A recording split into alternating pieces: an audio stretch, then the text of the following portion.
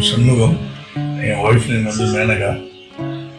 எங்களுக்கு வந்து பார்த்தீங்கன்னா மேரேஜ் ஆகிருந்தது 2010. 2010 டிசம்பரில் மேரேஜ் ஆச்சு. 13 வருஷமும் எங்களுக்கு குழந்தை இல்லை.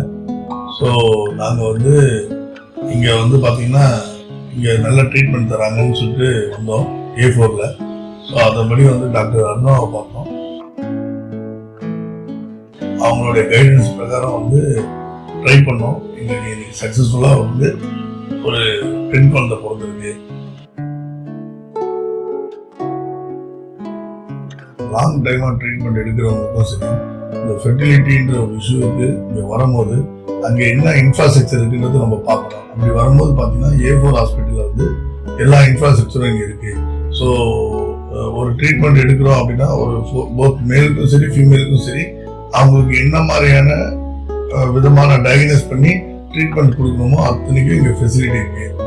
ஓவராலாக பார்க்கும்போது இங்கே வந்து எல்லா ஃபெசிலிட்டியும் இருக்கு இந்த ஹாஸ்பிட்டலில் வந்து.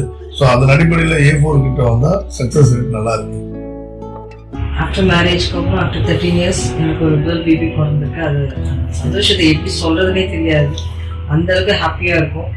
அதுக்கப்புறம் ஒரு வாட்டி நாங்கள் ட்ரீட்மெண்ட் எடுக்கும்போது அந்த இருந்த வலிகள்லாம் வந்து இப்போ சுத்தமாக தெரியாமல் அளவுக்கு நாங்கள் ரொம்ப ஹாப்பியாக இருக்கோம்.